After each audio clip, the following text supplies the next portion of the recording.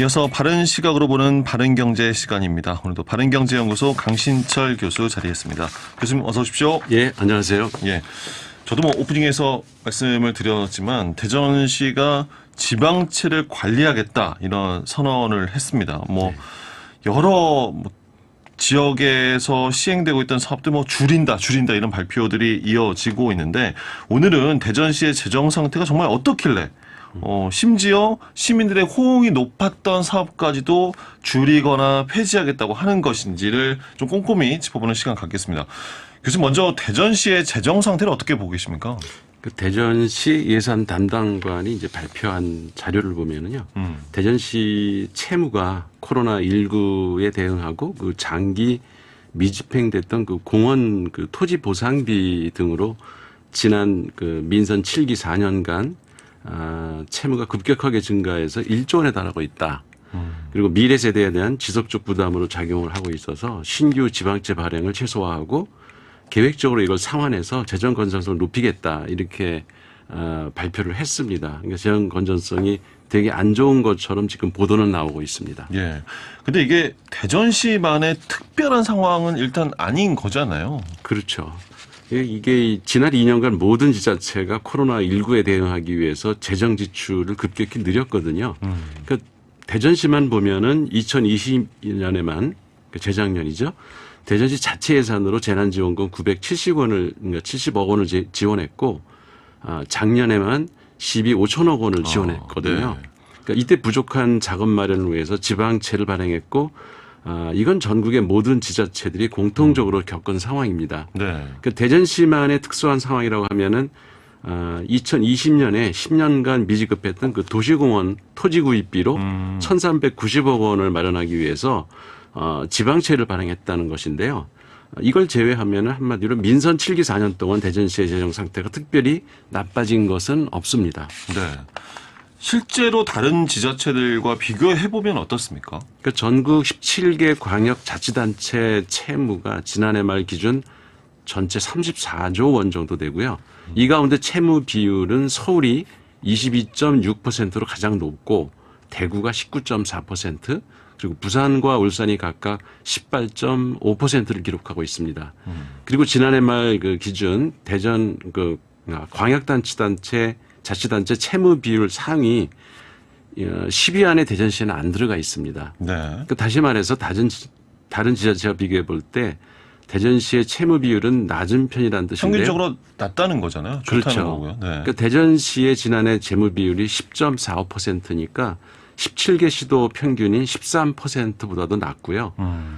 지난 4월 6일자 대전시 보도자료를 보면 2021년 회계연도 결산 결과 재정 자립도는 38.3%로 전년보다 0.4%가 증가했고 재정 자주도도 56.8%로 전년 대비 1% 상승했다고 발표를 했습니다. 네. 총 자산이 23조 가운데 부채가 1조 원 정도 되니까 올해 연말로 이제 부채가 6% 감소하게 됐다. 따라서 총 자산 대비 총부채 비율이 4.7%로 재정 건전성이 매우 양호하다 이렇게 발표를 했거든요. 네. 근데 이 시장이 바뀌자마자 갑자기 재정 건전성이 나빠졌다고 하니까 대전시는 불과 3개월 만에 정반대되는 보도자료를 낸 꼴이 됐습니다. 네.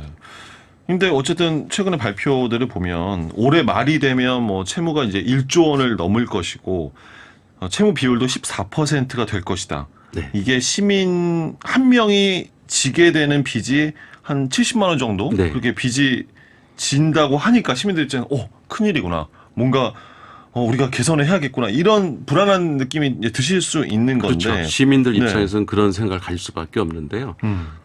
대전시 재무 건전성이 나빠지길 원하는 시민은 아마 하나도 없을 겁니다. 예. 그러니까 국가 채무도 마찬가지인데요.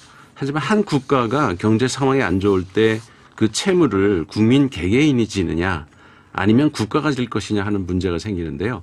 선진국들은 대부분 국민들에게 채무를 떠안기기보다는 국가가 채무를 지는 편을 택합니다.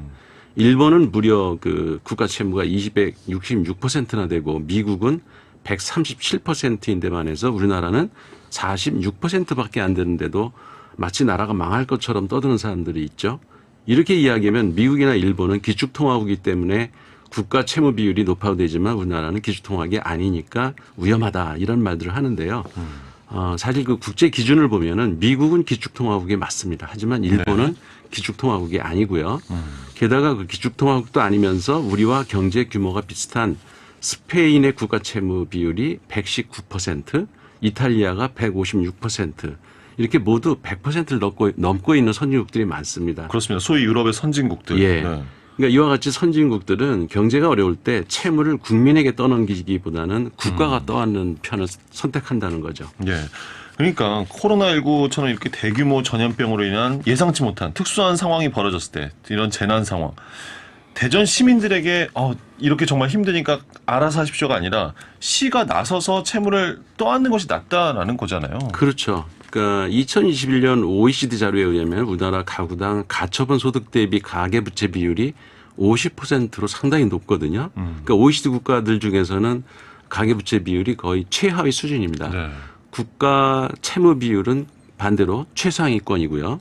그러니까 우리나라 안에서 지자체들의 채무 비율을 비교해 보면은 아까도 말씀드렸지만 재정 자립도가 높은 서울이 22.6%, 뭐 대구가 19.4%인데 대전은 14.4%인데 이렇게 갑자기 그것도 이제 예상치잖아요. 올해 연말 안 좋다고 예상치. 이렇게 얘기를 하고 있는 거거든요. 그러니까 대전의 재정 건전성은 매우 양호한 편인 건 맞고요.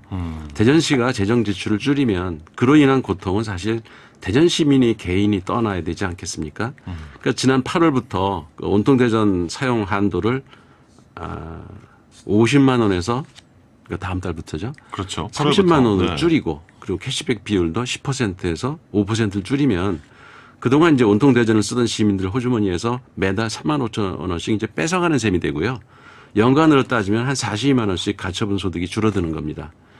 그나마 내년부터 온통 대전을 만약에 폐지하게 되면 연간 50만 원씩 63만 시민들의 가처분 소득이 줄어들게 되는 결과가 나오는 거죠. 네. 하지만 이렇게 이야기를 합니다. 145만 대전 인구 중에서 63만 명만 쓰고 있는 이 온통 대전이다. 지역화폐다. 그마저도 구매력이 있는 소득 상위층이 오히려 혜택을 받고 있는 거다. 그래서 불공정하다. 네. 이렇게 이야기를 하고 있는데 교수님께서는 이 주장을 뭐 어떻게 판단하고 계십니까? 그러니까 통계를 오용해서 그 전형적인 정치적 발언이라고 저는 보는데요. 온통 대전을 쓸 수 있는 사람은 145만 전체 인구가 아니고 주로 경제 활동 인구들이 발급 대상인데요. 그러니까 18세 이하는 발급받을 수 없지 않습니까? 그렇죠. 그 인구는 빼야죠.